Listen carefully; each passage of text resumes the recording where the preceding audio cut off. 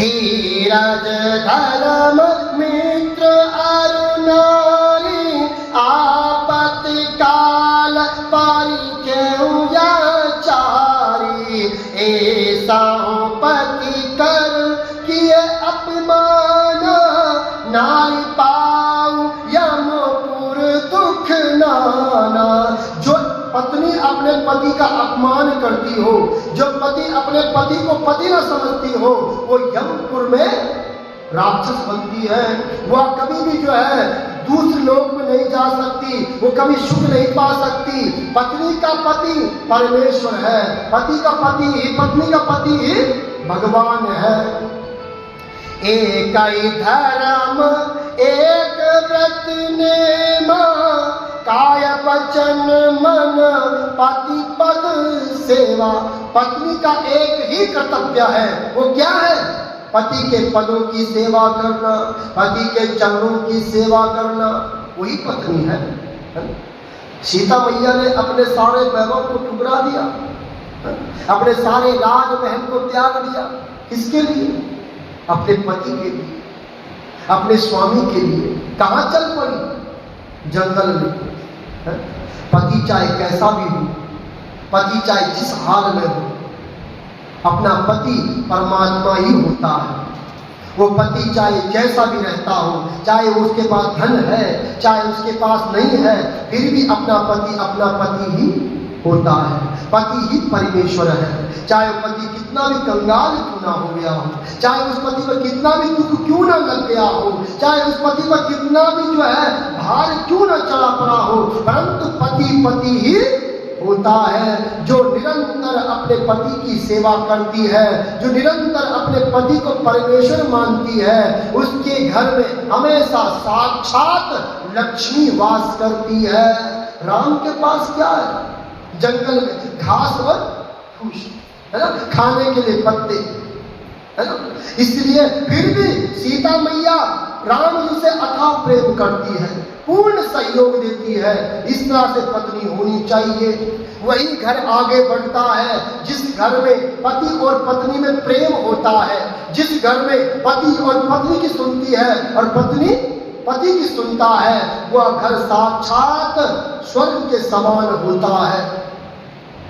ऐसा नहीं है कि पति का मुंह इधर कर रखा है, पत्नी का मुंह उधर कर रखा है, पति कुछ बोल रहा है, पत्नी कुछ सुन रही है। वो घर कैसा होता है? चांडाल की तरह होता है। इसलिए पति और पत्नी का ऐसा जोड़ा है जो इस संसार में कोई और दूसरा जोड़ा नहीं हो सकता। सबसे बड़ा जोड़ा है। वही जानती है जिसका पत्नी नहीं हो, वही जानता है जिसकी पति ना हो, वही जानती है कि पति के बिना क्या होता है और पत्नी के बिना क्या होता है।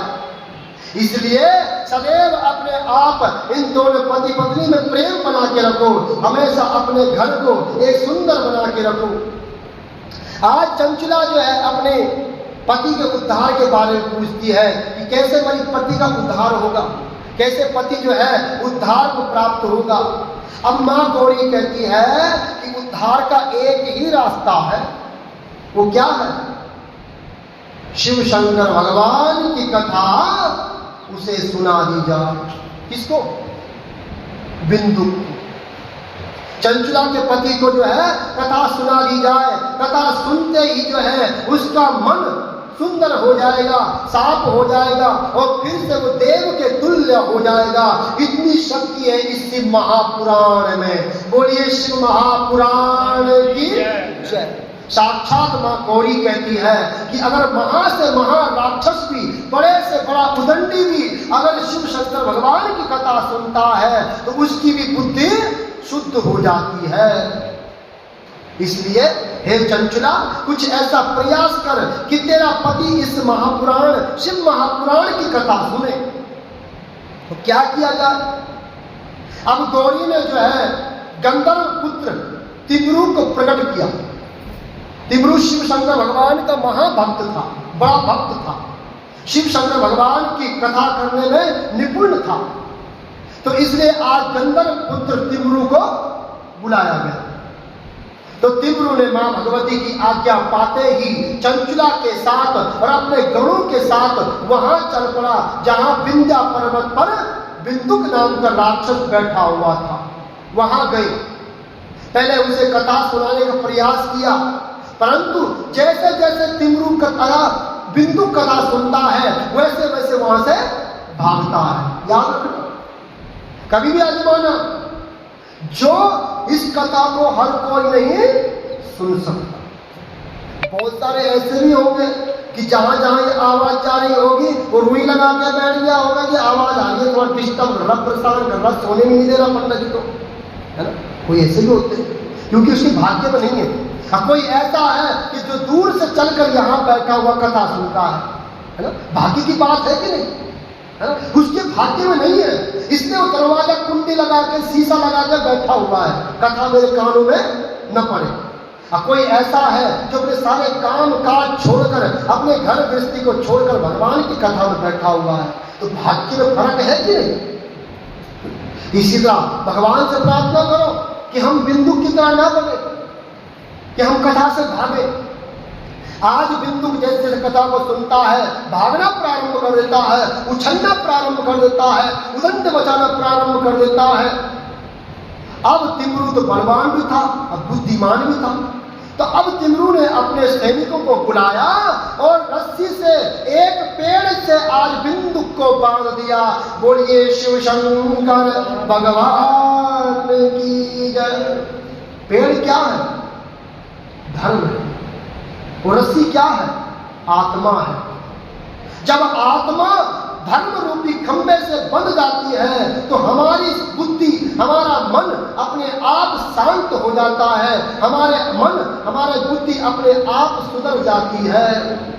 तो आज जो है तिमरू नाम के गंधर्व ने उस बिंदुक को पेड़ से बांध दिया और कथा सुनानी प्रारंभ कर दी। एक छोर से कथा प्रारंभ की और अनंत कथाएं सुनाना प्रारंभ कर दिया। और आज तिमरू धीरे धीरे करके जो है अब जो है रस्सी से खुलने लग गया, वो पेड़ छूटने लग गया। आज तिमरू बिंदु का मन शरीर जो काला पड़ा हुआ था वो सुंदर होने लग गया। अब जो है उसकी आंखें, उसकी चेतना, उसके कान, आंख, पांचों इंद्रियां कथा को सुनना प्रारंभ कर देती है। बोलिए शिव शंकर भगवान की जय। हर हर महादेव शंभो, हर हर महादेव शंभो,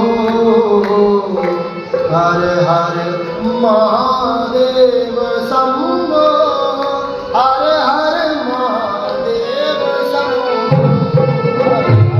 महादेव शंभो, हर हर महादेव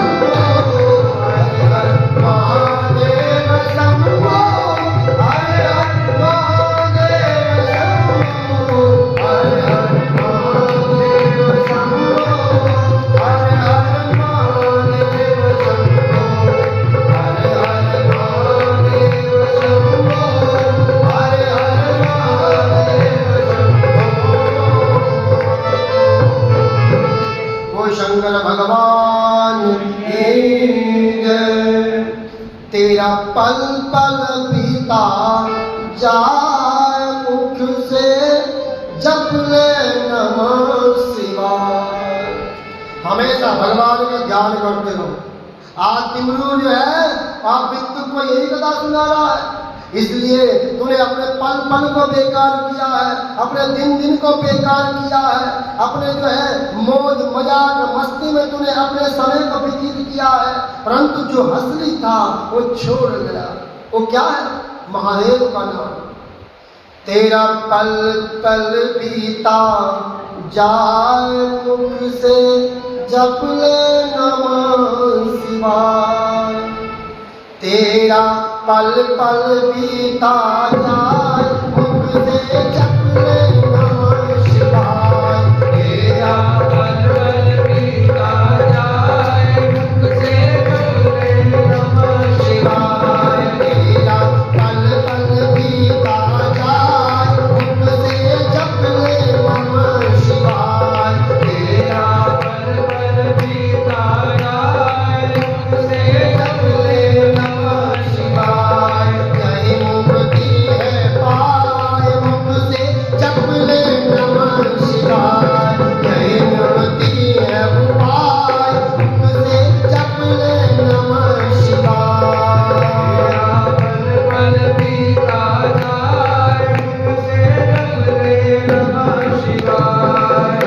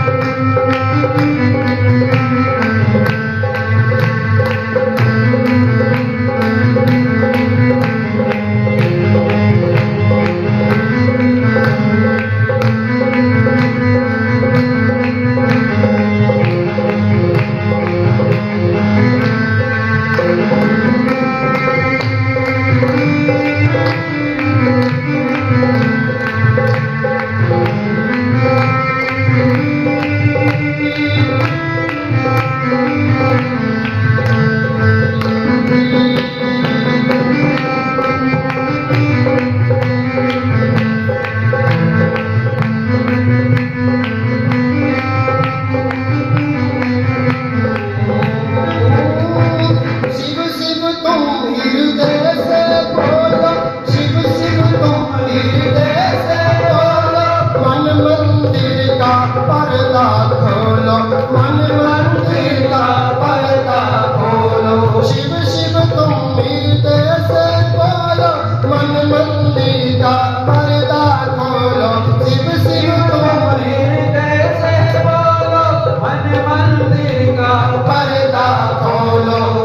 अवसर खाल न जाए मुख से जप ले नमः शिवाय। तेरा पल पल बीता जाए मुख से जप ले नमः शिवाय। तेरा पल पल बीता जाए मुख से जप ले नमः शिवाय। तेरा पल पल बीता जाए मुख से जप ले नमः शिवाय।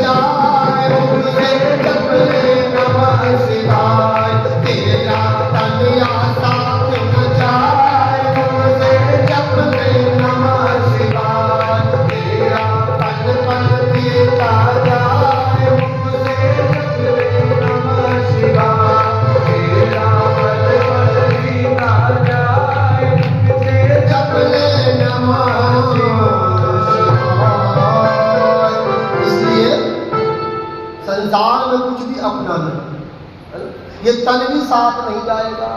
जिसमें बड़ा नाज है, बड़ा घमंड है, किसी को अपनी बुद्धि पर घमंड है कि मैं बड़ा बुद्धिमान हूँ, किसी को अपनी ताकत पर घमंड है मैं बड़ा बलवान हूँ, किसी को अपने रूप पर घमंड है मैं बड़ा रूपमान हूँ।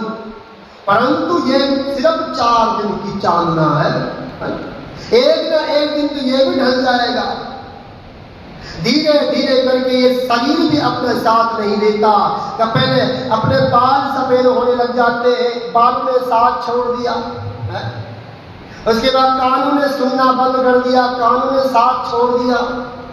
आंखों ने देखना बंद कर दिया, आंखों ने साथ छोड़ दिया। जुबान लटक गई, सारे दांत टूट गए, दांतों ने साथ छोड़ दिया। सारी चमड़ी पिल्ली पिल्ली पड़ गई, शरीर ने साथ छोड़ दिया। चलना मुश्किल हो गया, पैरों ने साथ छोड़ दिया। बचा क्या?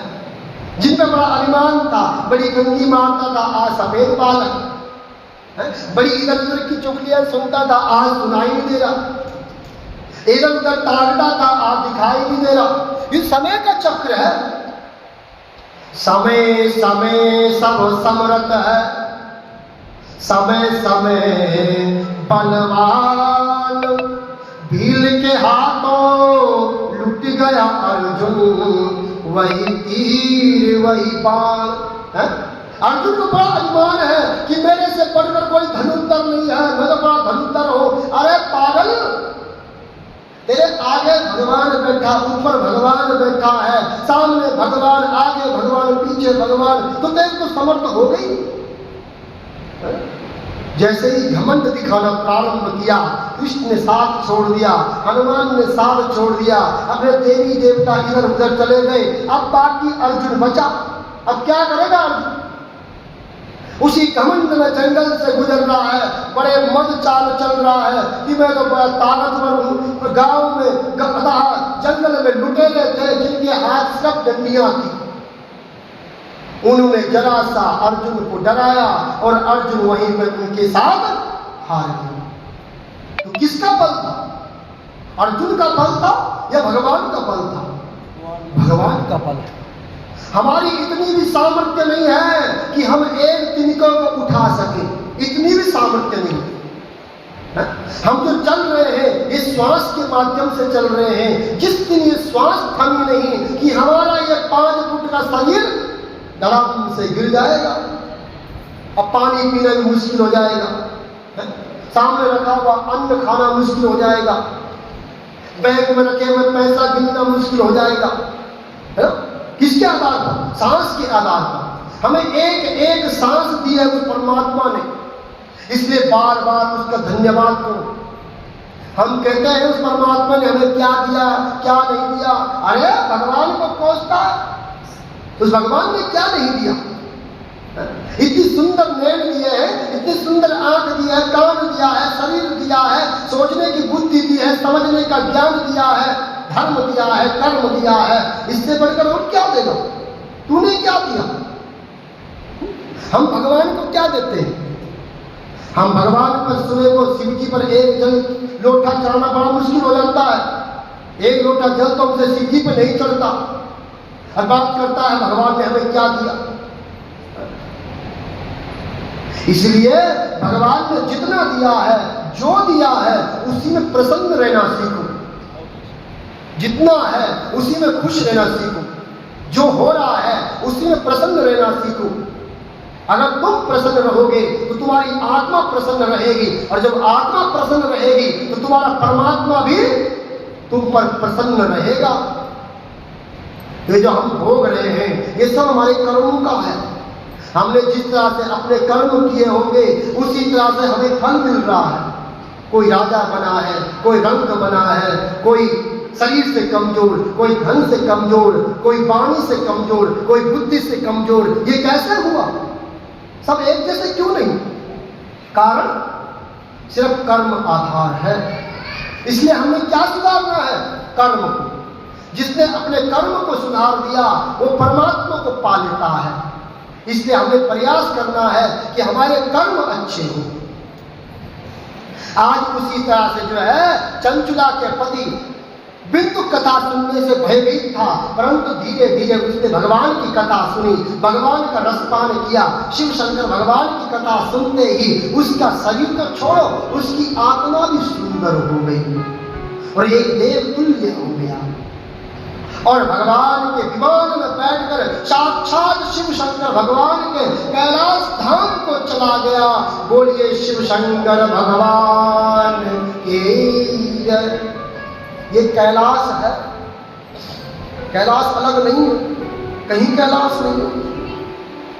एक बात बताओ, स्वर्ग भी यही है और नर्क भी यही है, कहीं और नहीं है। कल्पना छोड़ दो, वो कल्पना छोड़ दो कि कहीं स्वर्ग होगा और वहां जो है हीरे मोती जड़े होंगे और कोई नर्क होगा वहां तेल में भुने हुए होंगे। नहीं, झूठ है, यही सब कुछ है। ये धरती ही है जहां तुम्हें सुख अगर मिल रहा है तो तुम स्वर्ग में हो और तुम्हें दुख मिल रहा है तो तुम नरक में हो। यही इसलिए कर्म अच्छे करो। हमने अच्छे घर में जन्म लिया, अच्छे परिवार में जन्म लिया, धन धान्य सुख आनंद का अनुभव हो रहा है तो वो स्वर्ग है। हमारे पास आज खाने का भी दाना नहीं है, पहनने के लिए कपड़ा नहीं है, गर्मी हो रही है, पंखा नहीं है, वो क्या है? वो नरक है। तो इसलिए कर्म ऐसे करो कि हमें जब भी मिले श्रेष्ठ घर मिले, श्रेष्ठ परिवार मिले और धर्म सत्संग सुनने का अवसर प्रदान होता रहे, सनातन धर्म मिलता रहे, संतों की सेवा मिलती रहे, ब्राह्मणों की सेवा मिलती रहे। ऐसे कर्म करो, वो स्वर्ग है। इसलिए हम किस में हैं? हम स्वर्ग में हैं। और जो कथा से वंचित है, धर्म से वंचित है, जो अपने कर्तव्य से वंचित है, वो कहां है? वो नर्क में। इसलिए दोनों यही हैं, स्वर्ग भी यहाँ है और नर्क भी यहाँ है। इसलिए सदैव अपनी जिह्वा पर श्री हरि का नाम, शिव शंकर भगवान का नाम जपते रहो, क्योंकि यहाँ से कुछ भी जाने वाला नहीं है, कुछ भी नहीं। जब गांव में कोई मरता है ना, गांव में यहाँ की रीति भी थी वैसे, परंतु यहाँ समय के हिसाब से बंद हो गया है। जब गांव में कोई मरता है तो उस मरने के जो मृतक है उसके ऊपर खील बतासे और सिक्के फेंके जाते हैं, सिक्के फेंके जाते हैं। तो एक व्यक्ति ने पूछ लिया, भाई तू मर गया है, तुम इसमें सिक्के क्यों फेंक रहे हो, क्या कारण है इसमें सिक्के फेंकने का? तो उसने बड़ा ही सुंदर जवाब दिया कि सारी उम्र ये प्राणी, ये मृतक है, ये सारी उम्र लगा रहा, हाय मेरा, ये भी मेरा, वो भी मेरा, यहाँ मेरा, वहां मेरा। आज पड़ा हुआ है, हिम्मत है तो एक सिक्का उठा के दिखा। इसका मतलब ये खील बतासे इसलिए फेंके हैं, बतासे का अर्थ होता है कि मिठास, कहीं मिठास से नहीं रहा, किसी से अच्छी बात नहीं की, हमेशा अपने घमंड में रहा, हमेशा अपने मद में रहा, किसी से जो है मेल मिलाप नहीं किया, कभी किसी से प्रेम से बात नहीं की। इसलिए इसको मिठास दे रहे कि ले अब मीठा ले जा, जब जन्म हो तो मिठास बन के आना। खील क्यों दिया भाई? खील का दिया, इसको खिलना नहीं आया। इतना सुंदर बगीचा था ये, इतना सुंदर फूल था ये, परंतु इस फूल को अपनी महक, अपनी खुशबू का एहसास ही नहीं था कि मैं कितना सुंदर फूल हूं, मैंने कितने सुंदर बगीचे में जन्म लिया था, परंतु इसको खिलना नहीं आया। इसलिए इसको खिल चाहिए।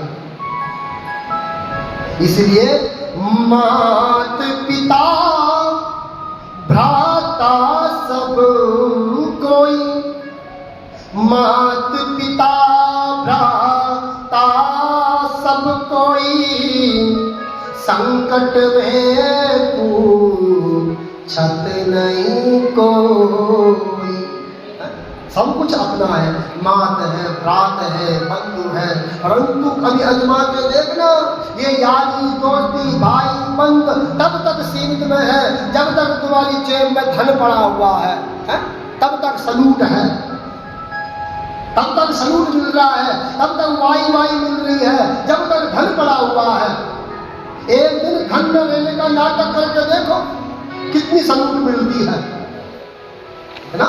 इसलिए इस संसार में अगर सलूट कमाना है तो किसके दम पर कमाना है? चरित्र के दम पर, अच्छाई के दम पर, सच्चाई के दम पर सलूट कमाओ। वो सलूट यहां भी रहेगी और उस लोक में भी रहेगी। धन के दम पर अगर सलूट कमाओगे तो वो सलूट यहीं तक विराजमान है। इसलिए इस संसार में कुछ भी अपना नहीं, सब झूठ है। आज हनुमान जी एक एक माला को तोड़ता है ना। राम जी के जब अपने अयोध्या में लौटते हैं तो हनुमान जी को माला दी गई उपहार में, सबको माला दी, हनुमान को भी दे दी माला कि ले भाई माला है, मोतियों की माला है। माला क्या है? संसार। इसी तरह हम भी संसार में लपेटे में आ रखे हैं, माला की तरह बैठे हुए हैं और हमें लग रहा है कि मोती की माला है, चमचमा रही है, जबकि उसके अंदर कुछ भी नहीं, न कोई स्वाद है, न कोई रंग है, न कोई रूप है, परंतु हम मोती के पीछे पड़े हुए हैं। हनुमान के गले में जैसे ही वो मोती डाली, हनुमान ने निकाल कर उन मोतियों के तितड़े तितड़े उड़ा दिए, तोड़ दिया उन मोतियों को। क्यों तोड़ा? हनुमान हमें दर्शाते हैं कि ये मोती रूपी संसार मेरे गले में नहीं पड़नी चाहिए। मैं इन मोती रूपी संसार से परे रहना चाहता हूं। जब मेरे गले में ये मोती रूपी संसार पड़ेगा तो मैं भगवान राम का नहीं बन सकता। मेरे अंदर अहंकार उत्पन्न हो जाएगा, मेरे अंदर मोह उत्पन्न हो जाएगा, मेरे अंदर राग द्वेष उत्पन्न हो जाएगा। इसलिए ये मोती मेरे गले में नहीं पड़नी चाहिए। और हनुमान जी ने उन मोतियों को तोड़कर बिखेर दिया।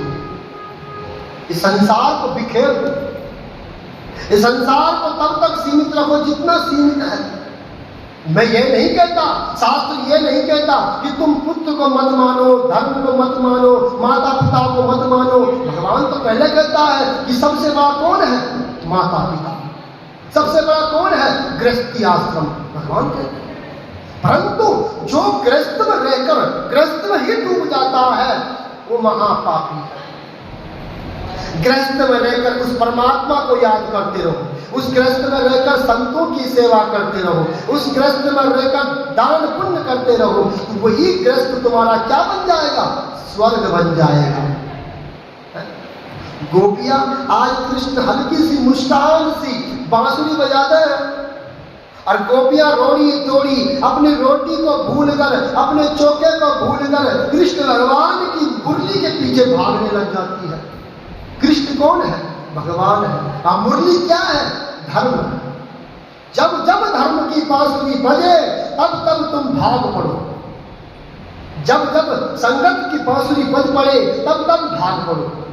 ये तो बांसुरी है, यही तो बांसुरी है। कृष्ण जब बांसुरी बजाने का अर्थ क्या है कि ये संगति की बांसुरी है, ये सनातन की बांसुरी है, ये राम की बांसुरी है, ये शिव की बांसुरी है। जितने दिन ये बांसुरी बज रही है तब तक इस बांसुरी के पीछे भागते रहो। तो देखना तुम्हें कृष्ण कैसे नहीं मिलता, तुम्हें शिव कैसे नहीं मिलता। परंतु हम उस गृहस्थी में इतने डूब गए हैं, इतने लीन हो चुके हैं कि हमें अपना बोध ही नहीं है। इससे सदैव उस प्रभु का नाम, सदैव उस भगवान का नाम सत्कीर्तन करते रहो, भगवान का गुणगान करते रहो। ओम सीतां सुशोभित किरीट विराजमान, बाल क्षणानविल शोषित पंचबाणम, नागादि पारचित कर्णपूरम, वाराणसी पुरतपतिं भज विश्वनाथम। उस वाराणसी के, उस सोमनाथ के, उस तपोवन के, उस राम लल्ला के, उस शिव शंकर भगवान के जिस नाम से तुम पूजना चाहते हो उसका नाम भजते रहो, विश्वनाथ का गुणगान करते रहो, उस भगवान का निरंतर ध्यान करते रहो। उसी में भगवान है। ओम नमः शिवाय, ओम नमः शिवाय, ओम नमः शिवाय, ओम नमः शिवाय, ओम नमः शिवाय, ओम नमः शिवाय, ओम नमः शिवाय, ओम नमः शिवाय, ओम नमः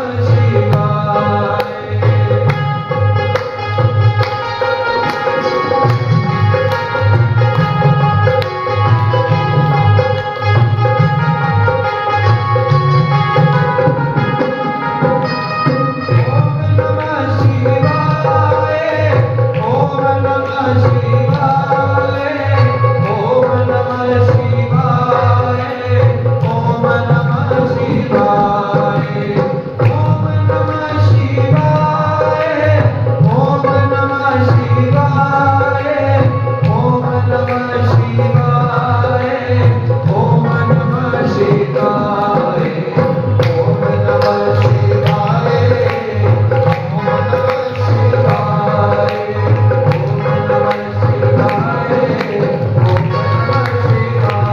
शिवाय,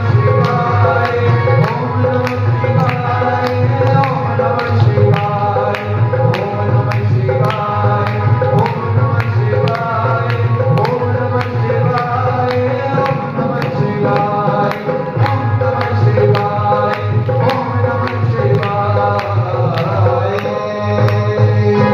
यही मंत्र निरंतर हमारे दिल में, हमारे दिमाग में चलता रहना चाहिए, तभी हमारा बेड़ा पार है। कला सुनने से नहीं होने वाला। जैसे एक विद्यार्थी होता है ना, स्कूल जाता है और स्कूल जाकर अगर बैग ही नहीं खोलेगा, अगर किताब ही नहीं निकालेगा, तो क्या कभी सीख पाएगा? नहीं सीख पाएगा ना। उसी तरह ये सत्संग है, ये भजन है, कीर्तन है, भगवान की कथा है। जब तक तुम अपने मन रूपी, अपने आध्यात्मिक रूपी किताब को नहीं खोलोगे, तब तक तुम कथा का श्रवण नहीं कर सकते। इसलिए अपने आध्यात्मिक रूप किताब को खोलो। उस किताब में क्या मिला हुआ है, तुम्हारी किताब में क्या चैप्टर चल रहा है, कौन सा अध्याय चल रहा है, कौन सा श्लोक तुमने याद रखना है, उसको ले लो, अपने जीवन में उतारो। हमारे अंदर जो बुराई है उसको भगाने का प्रयास करो। इसलिए अपने आध्यात्मिक रूप किताब को हमेशा खोल के रखो। कभी किसी की बातों में मत आया करो। किसी का भी घर बिगड़ा है या किसी का परिवार बिगड़ा है, तो कैसे बिगड़ा? किसी की बातों में आकर। आज केकई का घर बिगड़ा है तो किसकी बातों में आई? मंत्रा की बातों में, है ना। तो इसलिए किसी की बातों में आने से पहले अपने दिल से पूछ लो कि ये जो मेरे को कान भर रही है, क्या ये सही है या गलत है। इसलिए आपके घर के बाहर एक मंत्रा बैठी पड़ी है। हर किसी के घर के बाहर एक मंत्रा है। अगर वो मंत्रा तुम्हारे घर में प्रवेश कर गई तो तुम्हारे घर जैसे राम जैसे घर को भी वनवास में भेज देगी। इसलिए सर्वप्रथम बाहर की बातों में मत आया करो। किसी ऐरे गैरे की बातों को मत सुना करो। कहते हैं कि सांप का काटा हुआ मात्र जहर शरीर में फैल सकता है? दुश्मन का दिया हुआ जहर खाने में मात्र शरीर को हानि पहुंचा सकता है, परंतु कानों में घोला हुआ जहर तुमको भी बर्बाद करेगा और तुम्हारे समस्त पीढ़ी को भी खत्म कर देगा। इसलिए अपने परिवार को बचाने के लिए किसी बाहर की बातों की, किसी बाहर की सलाह मत लिया करो। अपने घर के परिवार में जो भी है, तानाशाही है, कुछ मतभेद चल रहा है, तो उसको परिवार में ही सुलझाओ। बाहर मत बताया करो, बाहर मत कहा करो। बाहर तो एक से बढ़कर एक बैठे हैं, मुंह में तुम्हारी वाई वाई करेंगे, मुंह में तुम्हारे सामने मगरमच्छ के आंसू निकालेंगे, परंतु पीठ पीछे वही तुम्हारी मजाक उड़ाएगा, वही तुम्हारी ठिठोली करेगा, वही तुम्हारे बारे में जो है कटु वचन बोलेगा। किसको सुना रहे हो अपनी व्यथा? प्राणी को, जो स्वयं ही दुखों में घिरा पड़ा है, जो स्वयं ही 50 आफतों में घिरा पड़ा है, तुम उसे अपने दुख को बताते हो। अरे अपने दुख बताने हैं तो एक बार आजमा के देख लो, एकांत में जाओ, जहां आप पूजा करते हो घर में, वहां बैठो और अपनी सारी व्यथा, जैसे एक पुत्र अपने पिता के सामने तोतली भाषा में बोलता है रोते रोते, उसी तरह से तोतली भाषा में अपने महादेव के सामने बोल के तो देखो। अगर 4 दिन में काम बनना शुरू न हुआ तो कहना, परंतु हम कहते ही, हमें तो आदत पड़ गई है बाहर अपनी बातों को बताना। अपने घर में इतनी सी समस्या हुई, सारी जगह ढिंडोरा पीट दिया, अब बाहर वाला उसका नाजायज फायदा उठाता है। इसलिए अपने घर की समस्या को, अपने घर की उलझन को अपने घर में ही सुलझाने का प्रयास करो। इसलिए हमेशा ध्यान रखो, अपने परिवार की बातें जब दीवार से बाहर आ जाती है तो वो तुम्हारी एक की नहीं रहती, वो सामूहिक बन जाती है, वो सबकी बन जाती है। इसलिए सदैव अपने परिवार को एकजुट बनाने का प्रयास करो हमेशा। विपत्ति तो राम के परिवार में आई है ना, राम जैसा परिवार, मर्यादा पुरुषोत्तम राम, जहां पर पिता का आदर संस्कार हो रहा हो, जहां पर भाई के साथ भाई की तरह रह रहा हो, जहां माँ के साथ माँ की तरह रह रहा हो, उस परिवार में भी दरार पड़ गई।